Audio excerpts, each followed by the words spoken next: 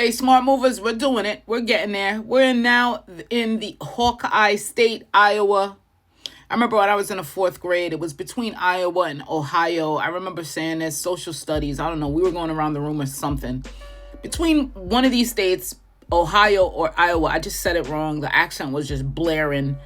Everyone just started laughing. So I tend to add an extra oomph to when I say it, or extra care. And that makes it all messed up. So I apologize ahead of time. Iowa and Ohio. But right now we are in the Hawkeye State. We got a lot to talk about. It's going to be fairly quick on this one. We're less than 12 states to go. We're now in those states that aren't as popular as the ones I did in the beginning, right? But they have value as well. And we're going to see where that value is. I know a lot of remote workers are moving in this place here. So, but that, I'm going to start by just giving you the overview of Iowa. What could we expect? It's a flat 3.9 income tax, top ranked in education, number 1 in high school graduation, number 3 in literacy. Booming ag tech and renewable. Wind is about 62% of Iowa's electricity. Low violent crime rate and most affordable housing in the Midwest. So we're going to see if that adds up. Current population is 3.2 mil. Net migration is positive. It's positive. 9,500 a year. Moving in 45,000. Mostly Midwest millennials, ag tech workers, and then moving out 35,500 young professionals to Chicago, Minneapolis. So we got moving in remote workers, agri-tech, engineers, retirees, low cost of living, they love it, and immigrants. And this one, 15% is immigrants. They're meat packing in Tyson, JBS in Marshalltown, and I had to stop right here. Like, immigrants, how are immigrants coming there? Then it got me thinking, like, there's factory towns, an entire manufacturing and factory towns in Iowa that's declining right now. In fact, let me see which one it is. Declined. Do I have it here? I thought I wrote it down. And I didn't write it down, but there's a factory town, and if it pops up, I'll definitely say it. That's declining. And it got me thinking, who is going to, if 15% of immigrants are coming in, when we talk about immigrants on work sponsorship is what I'm thinking, right? They're meat packing. 15% of them, meat packing in Tyson Foods. Are you, American, are you going to go do that job? In the town that's declining in manufacturing, are we seeing big companies like Nike, right? Like Apple. Now, they say Apple has invested in bringing some manufacturing back to the USA. I type fast. Let's see how true and where that's going. So they're investing over $500 billion in the U.S. over the next 4 years. So it takes, let's say, it takes 4 to 5 years. I knew it. Okay, everyone knows. It doesn't happen like that, right? Like in the blink of an eye. So they're building a new AI server factory in Texas and expanding data centers, aiming to bolster domestic factoring and create 20,000 jobs. So what are they doing? They're having a data center, okay? AI server. Who's making the Apple product? Still gonna be China, still gonna be wherever, Malaysia, I don't know. Who's making the actual Apple product? So the focus is on AI and silicone. Apple's focus on artificial intelligence and silicone engineering are expanding advanced manufacturing capabilities within the U.S. What? How does the tariffs relate to AI? Right? Do we send millions of jobs between the 90s to now over to China, over to Indonesia, over to Asia, period? Did we send that for them to do AI? And sort of white collar jobs? No, we didn't. We sent them over to create something, to put pieces in the iPhone together, to source all these different materials that we'll need, put them together and make an end product. Made there, we sell here, the company. So how is investing $500 billion in the U.S. over the next 4 years in building a new AI server factory in Texas and expanding data centers going to bring jobs back? We never sent those jobs to begin with. Okay. Just had to get that off my chest here. So immigrants, 15% of them are immigrants. And let's go. Let's keep it moving. Oh my God. All right. So urban centers, housing underrated affordability. Des Moines, $240K median. It's a growing tech hub. Cedar Rapids, $215K median. Steady economy.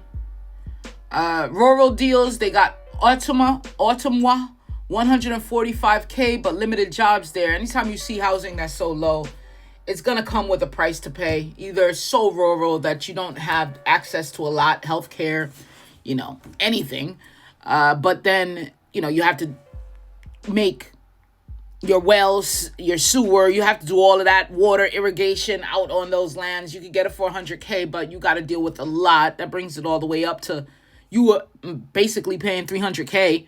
Mason City, 165K is the median. Aging population there, stable prices. Slow growth can mean stagnant equity in rural markets. All right, job market innovation meets agriculture. That's what's happening now. Ag tech is a huge thing. Bill Gates came in and bought up a lot of farming land. Let's see how much he bought up.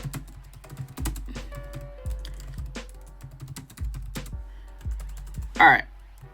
I'm tired of talking about Bill Gates, man. It seems like he's goddamn everywhere. In every state that I do, I'm reading about Terra Power and all of this.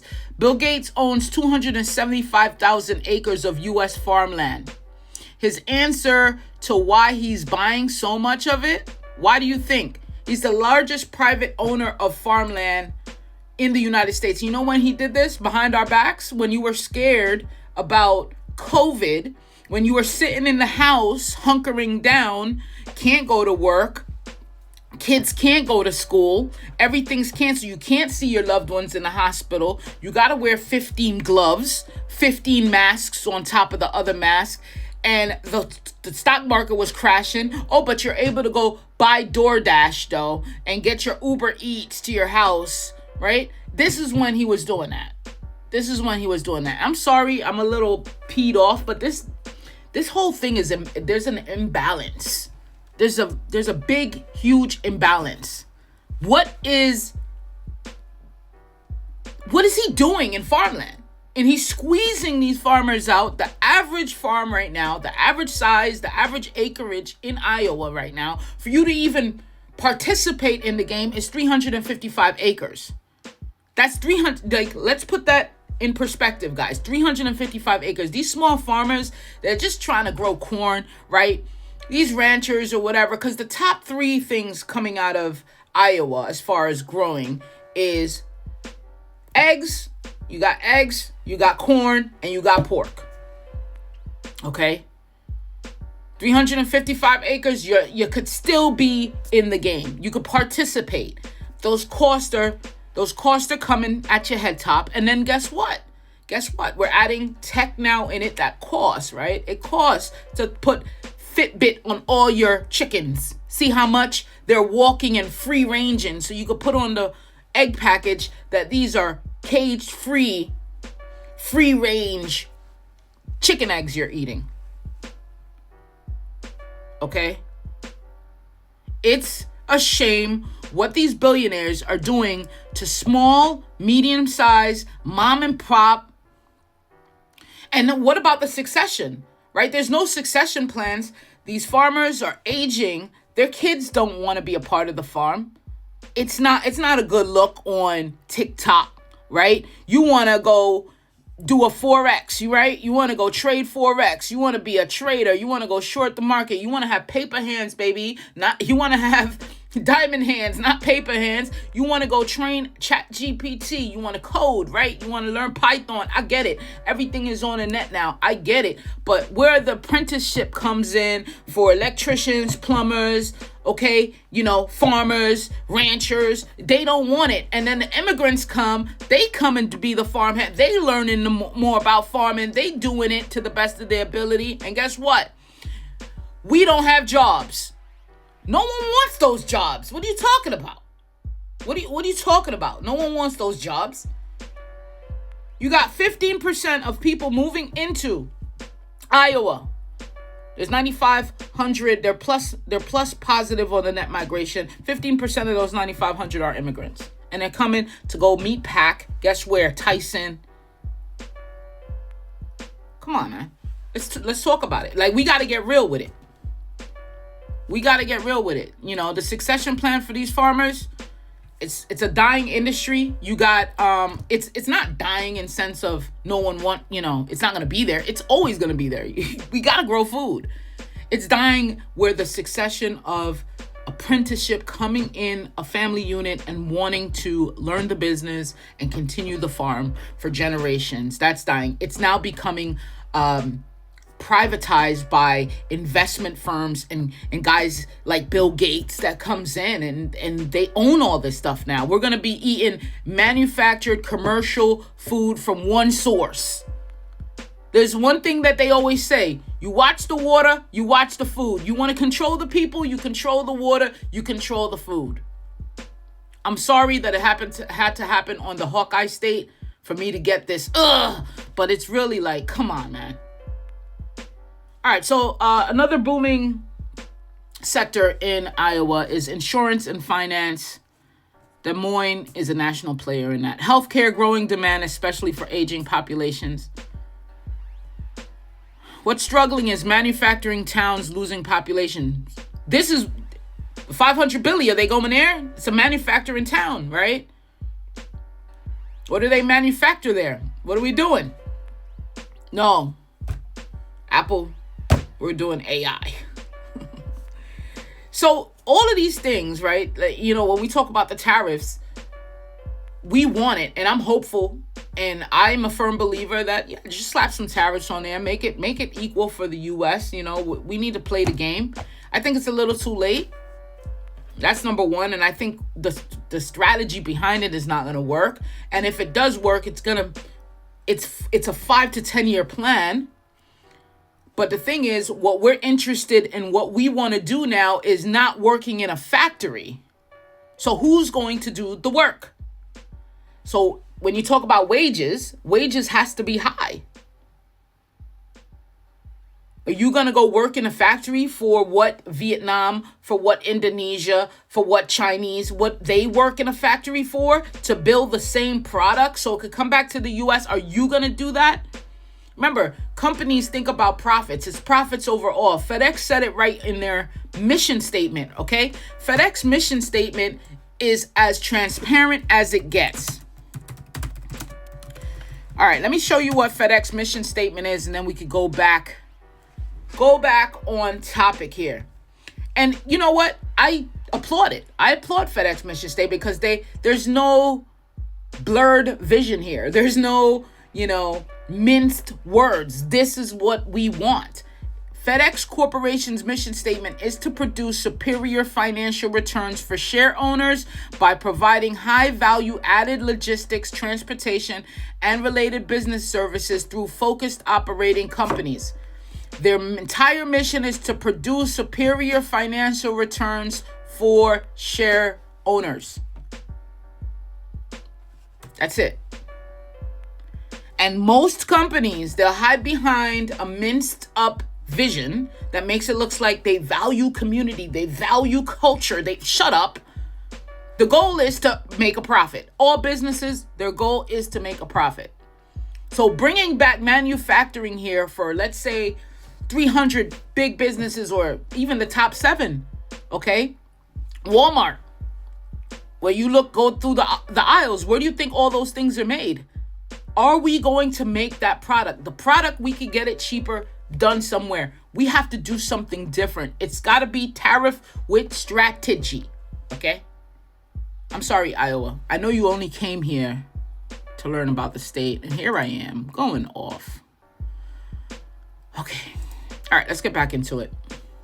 Safest, quiet, but not crime-free. Safest cities, Walkie. Fast-growing suburb, low crime, Decorah. I like that name, Decorah. College town, it's calm there. Davenport, though, trouble zone. Gun violence, incidents up 18% year over year. What's going on? Council Bluffs, high property crime rates. Low cost of living, family-friendly with strong public schools in suburbs, expanding bike trails and outdoor culture, but they got harsh winters, and it's limited flights from regional airports. You're probably going to have to jump on 2 planes to get to anywhere that you want in America, right? And I go from Iowa to Chicago if you're doing United. You got to go from Iowa to Atlanta if you're doing Delta. And then you got a Velo and Breeze and all these small regional airplanes that could only go so far. So there you go. Again, median home price, Des Moines, $275, Iowa City, $310, Cedar Rapids, $225. The rents in these places look like $1,100 in Cedar Rapids, Iowa City, $1,500 in Des Moines, $1,300. Cost of living breakdown, we said the flat tax, 3.9%, sales tax is 6% plus 1% local average. Then you got property tax, 1.5%. That's very high. High for Midwest. They got some deductions, but it's high. The car insurance, though, is second cheapest in the U.S. They average about $780 for car insurance. You'd love it if you're a remote worker, agri-tech professional, retiree seeking low taxes, if your family's prioritizing school. It's not for you if you're a nightlife seeker. If you're a high earner, chasing big salaries, not here. People allergic to negative below degrees. The winters are crazy. You love it if you want cheap homes, great schools. Sources today, Iowa Department of Revenue, U.S. Census, FBI crime stats, Iowa Association of Realtors, Des Moines Register. I love you guys. Be good to each other. I'm sorry, guys. Peace.